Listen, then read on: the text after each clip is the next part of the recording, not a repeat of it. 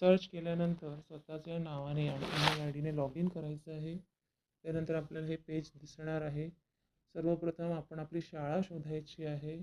तुमची शाळा शोधा या ऑप्शनवर क्लिक केल्यानंतर राज्य, जिल्हा, ब्लॉक आणि नंतर आपली शाळा आपल्याला तिथे मिळणार आहे. त्यानंतर ही माहिती सेव्ह करायची आहे.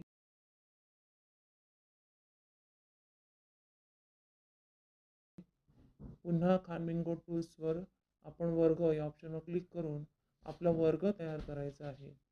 यामध्ये होय आपण शाळेच्या वतीने सेवा करणारे शिक्षक आहोत या ऑप्शनवर क्लिक करून चेकबॉक्सवर आपण ही माहिती सेव्ह करायची आहे.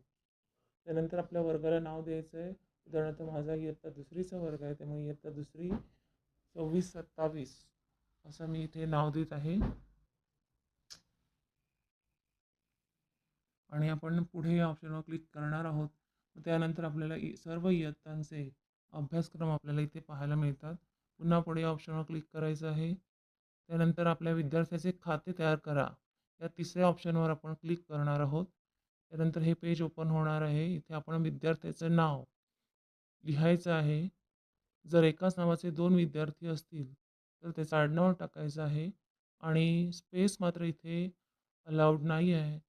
नवीन ओळ जोडा या ऑप्शनवर क्लिक करून आपण एक एक विद्यार्थी ॲड करत जायचा आहे. इथे अद्वितीय युजरनेम म्हणजे डिफॉल्ट युजरनेम इथे आपोआप तयार होतो. हा युजरनेम आपण लगेच लिहून घ्यायचा आहे.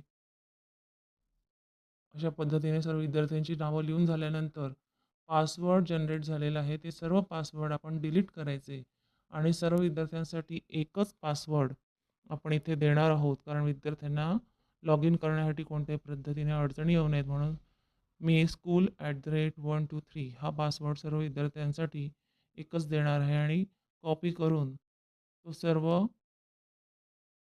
बॉक्समध्ये पेस्ट करून घेणार आहे. अशा पद्धतीने सर्व विद्यार्थ्यांचे पासवर्ड इथे आपण सेव्ह करून घेणार आहोत.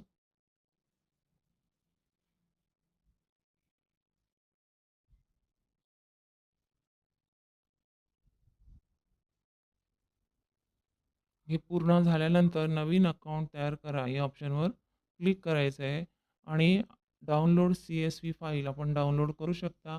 यामध्ये या फाईलमध्ये आपली सर्व माहिती असणार आहे. अशा पद्धतीने आपण अकाउंट्स तयार केलेली आहेत. त्यानंतर पुढे आपण पूर्ण झाले या ऑप्शनवर क्लिक करणार आहोत. इथे आपला वर्गाचा वर्ग कोड दिसत आहे. या वर्ग कोडचा वापर करून आपण लॉग इन विद्यार्थ्यांसाठी देणार आहोत. त्यामुळे हा वर्ग कोड आपल्याकडे आपण सेव्ह करून ठेवायचा आहे किंवा लिहून ठेवायचा आहे.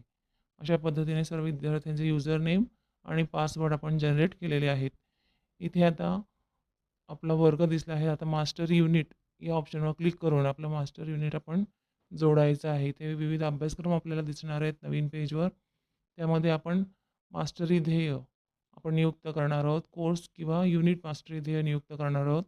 पहिला आपला कोर्स आहे गणित, इयत्ता दुसरी गणित आणि कोर्स मास्टरी ध्येय निवडा.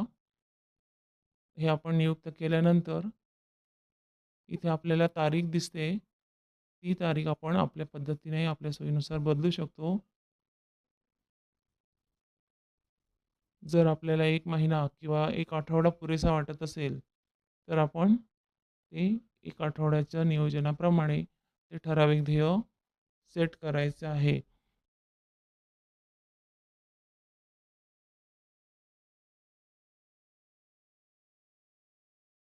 आठवड्याला 1 किंवा 2 ध्येय आपण निश्चित करू शकतो.